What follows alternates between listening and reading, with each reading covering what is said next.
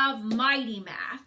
As you know, Miss Ingrid does Mighty Math, but as you all may also know, Miss Ingrid is having a difficult relationship with her teeth currently, and so she has had to go to the dentist a lot recently, a lot, which the dentist is wonderful, but it will be nice when, you know, her relationship with her teeth is in a smoother patch.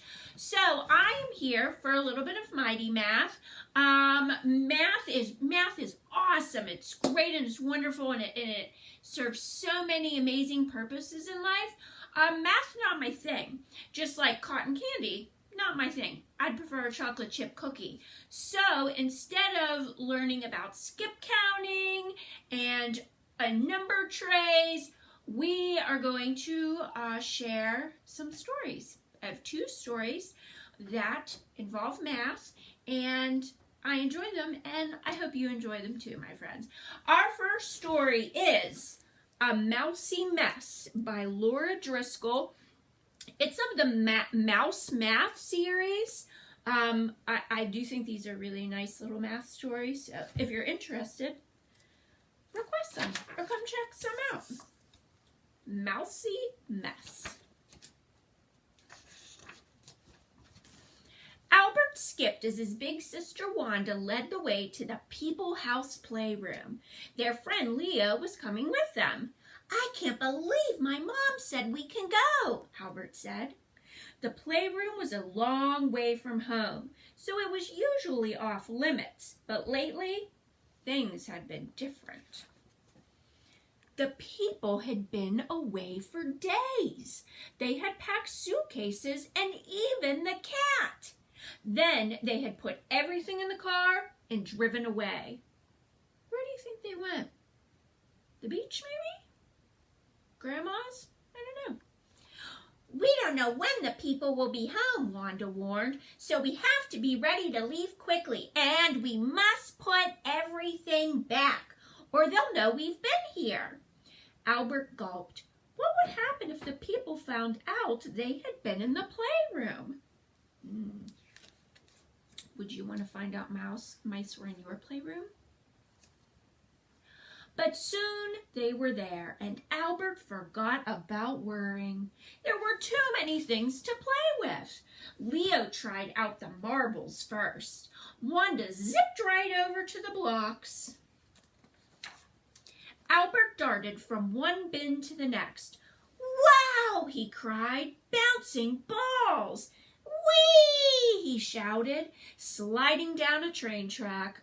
"Leo, Wanda," he called from the top shelf, "look, I can lift a whole train."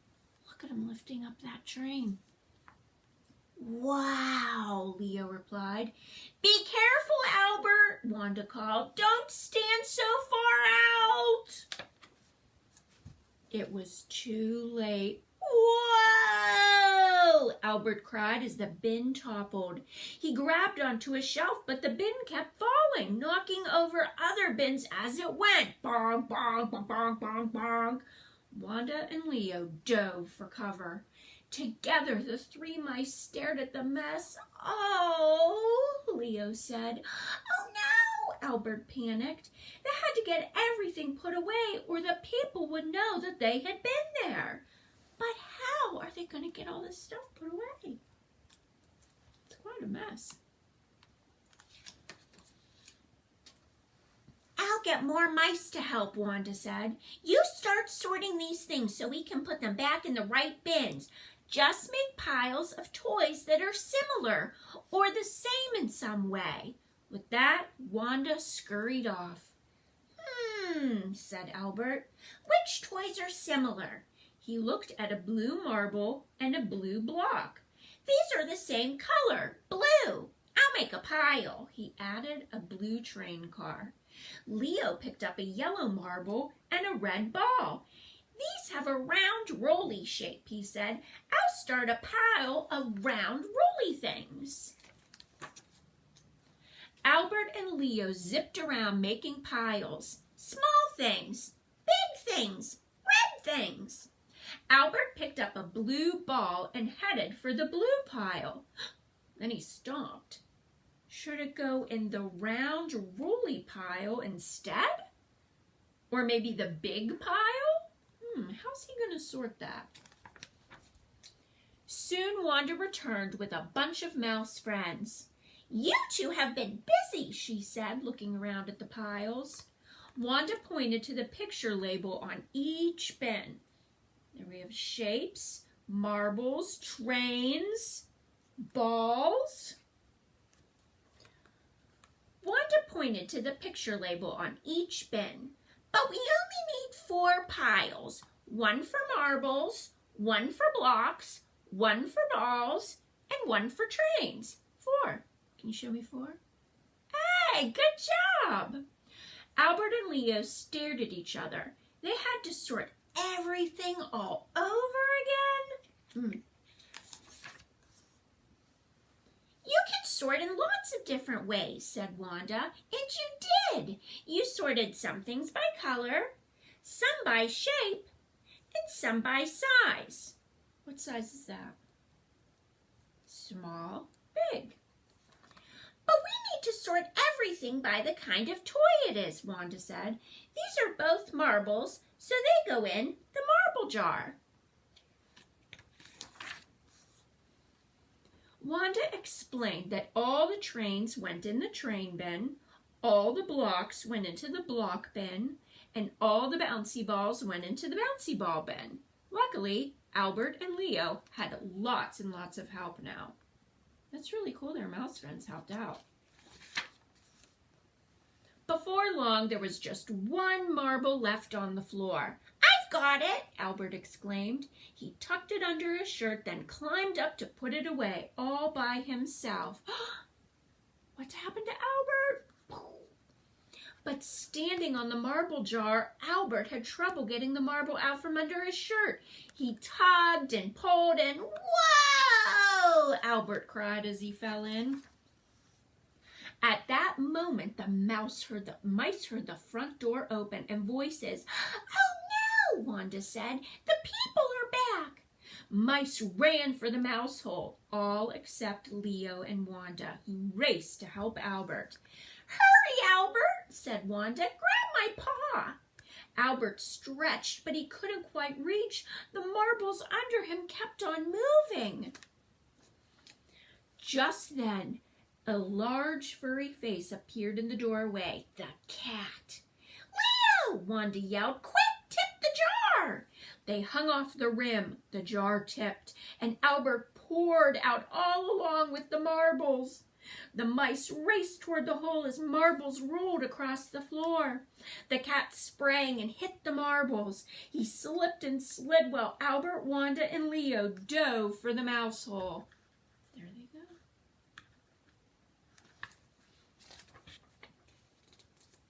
"We made it," Albert said. "But that was so close. And Wanda, we left a huge mess." Wanda laughed. "Yeah," she said, "but lucky for us, the people will never know it's a mousy mess." What do the people say? "Groucho, you naughty cat." The end, my friends. That was Mouse Math, a mousy mess. Nice listening. Okay, now we're ready for our final and second math story. One of my favorite, Groovy Joe, Dance Party Countdown. Who doesn't love a dance party? By Eric Litwin.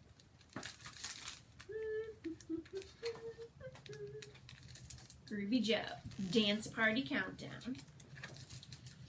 Groovy Joe is totally fun. He's a song-singing, tail-wagging party of 1, and he rocks like this. Disco party bow wow, disco party bow wow, disco party bow wow. Who's there? 1. 1 who?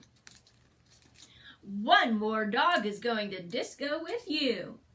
How many dogs are there now? 1 plus 1, 1 dog, 1 dog. How many dogs? 2, yes! 2 dogs in the room means less space for Joe. Does Joe get upset? Goodness, no. He keeps on rocking. Disco party bow wow, disco party bow wow, disco party bow wow. Who's there? 2. 2 who? 2 more dogs are going to disco with you. How many dogs are there now? 2 dogs plus 2 dogs equals 1, 2, 3, 4. 4 dogs. 4 dogs in the room means less space for Joe. Does Joe get upset? Goodness, no. He keeps on rocking. Disco party bow wow, disco party bow wow, disco party bow wow. Who's there? 4. 4 who? What do you think it's going to be? 4 more dogs are going to disco with you. How many dogs are there now? So we have these 4, and now we have these 4 that just knocked on the door. Wow, that's a lot of dogs. Oh, we have 8. 1, 2, 3, 4 plus 1, 2, 3, 4. 4 plus 4 equals 8. 8 dogs in the room means less space for Joe. Does Joe get upset? Does he? Does he get upset this time? Goodness, no. He keeps on rocking. Disco party bow wow, disco party bow wow, disco party bow wow. This party is rocking. They're packed on the floor. But Groovy Joe says there's room for 1 more. Who could it be? Who's there? Joe invited. Joe invited who? Joe invited you to come to the party. You are invited to a disco party. Where? Joe's house. When? Right now. Bring your dancing shoes. Are you ready to boogie? Are you wanting to have fun? This story is ending, my friends, but the party has just begun. And you sing and dance together. You ready? Here we go. Disco party bow wow, disco party bow wow, disco party bow wow. What does the story show? There's always room for 1 more, my friends.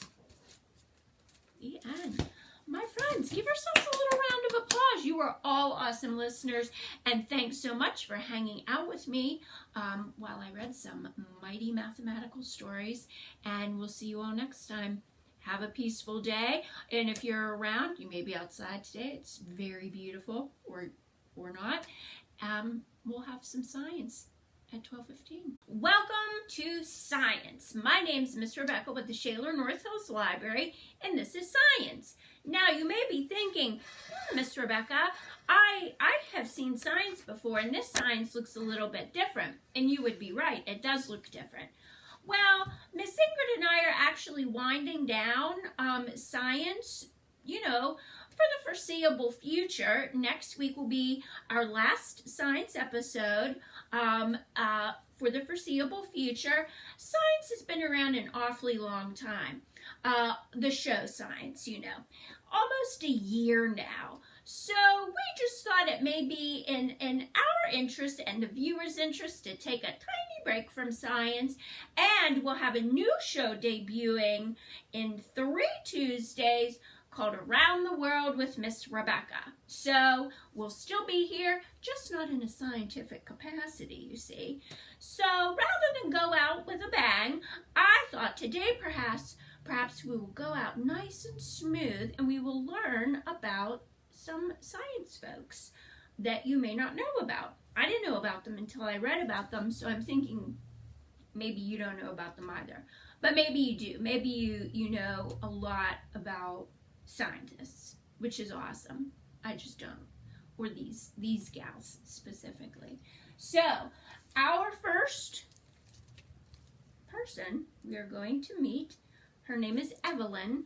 The title of the book is Evelyn the Adventurous Entomologist, the true story of a world-traveling bug hunter. Now, so Evelyn's the adventurous entomologist, and she's a world-traveling bug hunter, and we're learning about scientists.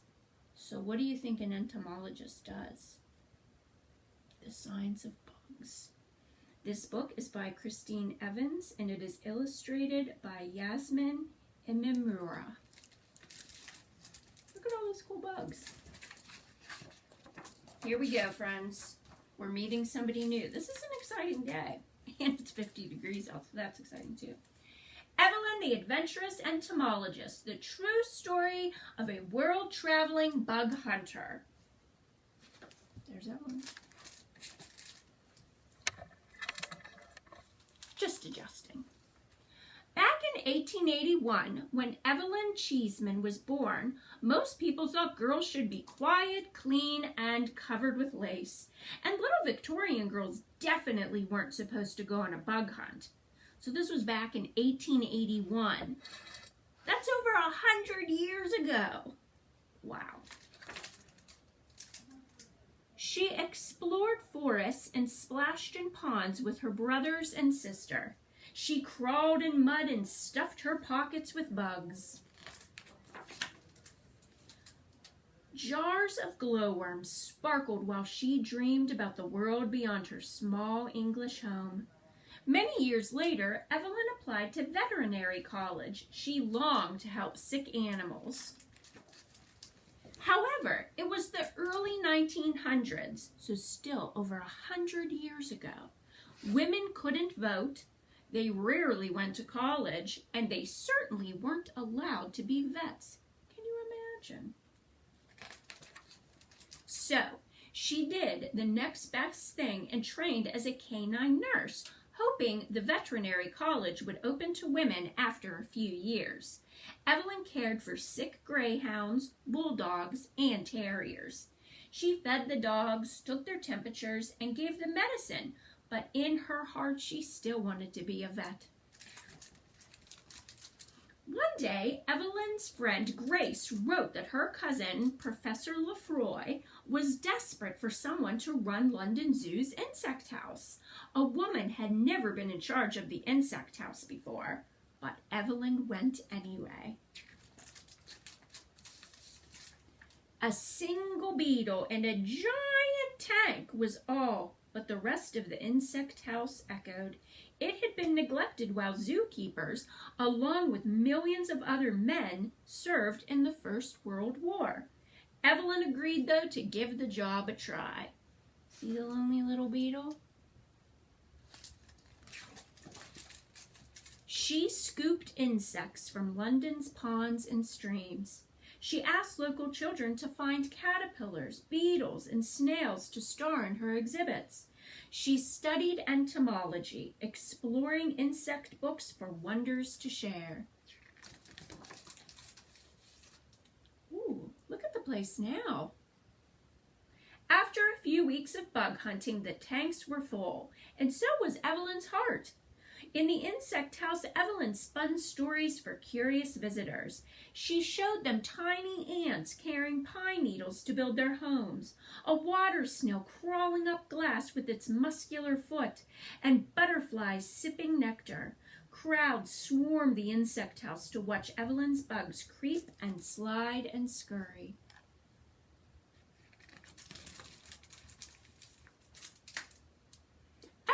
Still dreamed about places beyond her small world, but now she also dreamed about insects never studied and about stories untold. Evelyn, even when the veterinary college opened its doors to women at last, Evelyn knew she never wanted to leave the world of insects. In 1924, she heard about an expedition to study tropical insects. In those days, women scientists and explorers were very rare. People thought it wasn't safe. Women should be at home. But Evelyn went anyway. There she is, ready to go.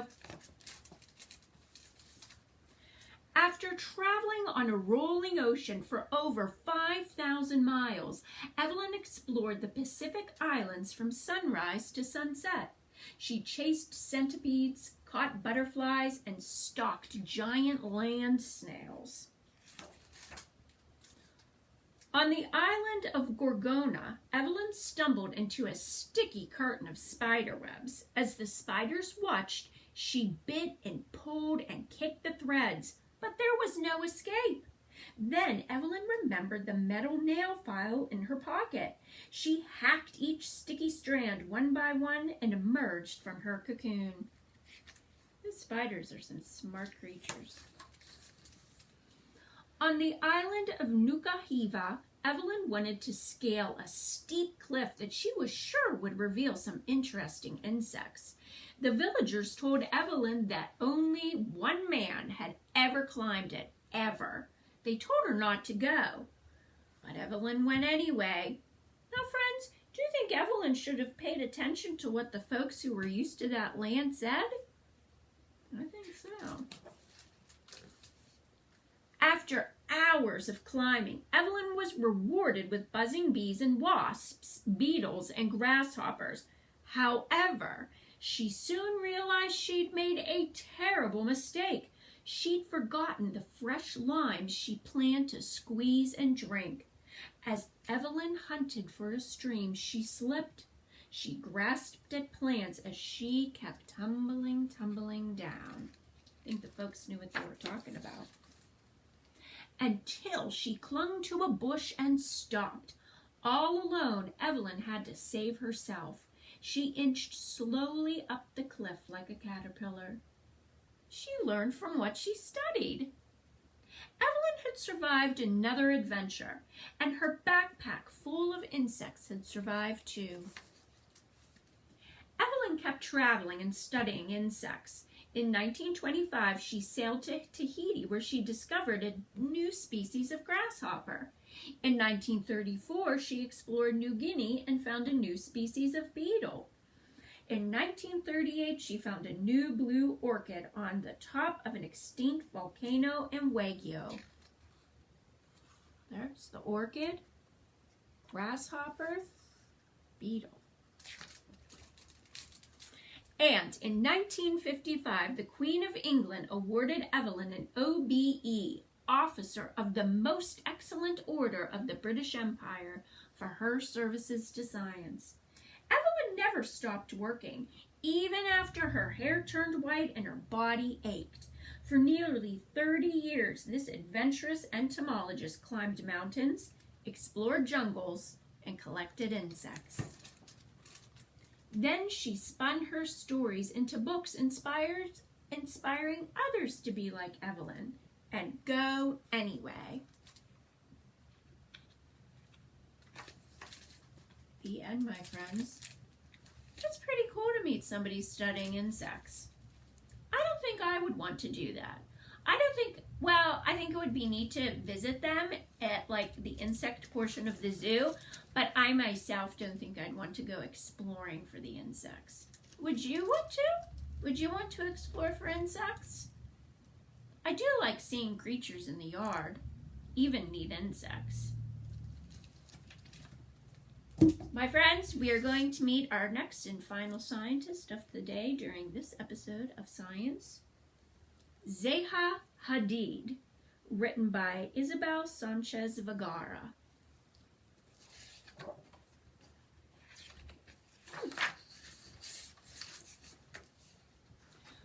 Little Zeha was a Muslim girl who lived with her family in Baghdad, a city where past and present mixed in the most amazing ways. From an early age, Zeha dreamt about the future.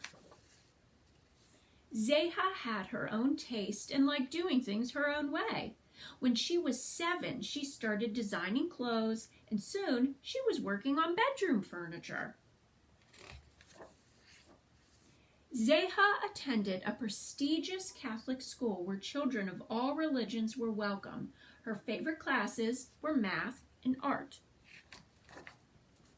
One summer, Zeha and her family traveled to Rome. There, she discovered that the walls and ceilings of museums were works of art too, just like the statues and paintings that they held. When she was old enough, Zeha went to boarding school in Switzerland, where everyone learned to ski. But she preferred to stay in her room, drawing floating spaces that no one had seen before. In college, she studied math and then moved to London to get a master's in architecture, where everyone found her quite unusual. Zeha's ideas were new, and she amazed her teachers with building designs that were not squares or rectangles, but curved shapes. When she graduated, Zeha remained at the school as a teacher. She challenged her students to be curious about forms and materials, just like the great architect Oscar Niemeyer. She had to wait 10 long years until the first of her buildings was completed. It was a fire station made of heavy concrete that looked as light as a paper bird. Zeha experimented with form, designing buildings that looked like giant waves cresting on a shore made of concrete. She convinced the best engineers to challenge machinery and build what was thought to be unbuildable. From Beirut to Beijing, Zeha's curvy buildings changed the skylines of cities forever, creating her own map of what the future might look like. And she was never afraid of using computer programs and technologies that no one had dared to use before. She changed the way that people thought about women, especially an Arab woman, in an industry run by men. Zeha brought a sense of femininity to the architecture world. Her colleagues called her the Queen of Curve. Zeha made it to the cover of magazines as the rock star of architecture. She was the first woman and the first Muslim to be awarded the Pritzker Prize, architecture's highest honor. And little Zeha, the Queen of Curve, became one of the most successful architects of her time, a true pioneer who dreamt of the future and dared to build the impossible. There you go, my friends. So today we met Evelyn, the adventurous entomologist studying insects, and then we met Zeha Hadid, the architect, the Queen of Curves. My friends, thanks so much for joining me for this episode of Science, and we'll see you next Tuesday or next time you turn in. Have a peaceful, wonderful day in this 50-degree weather.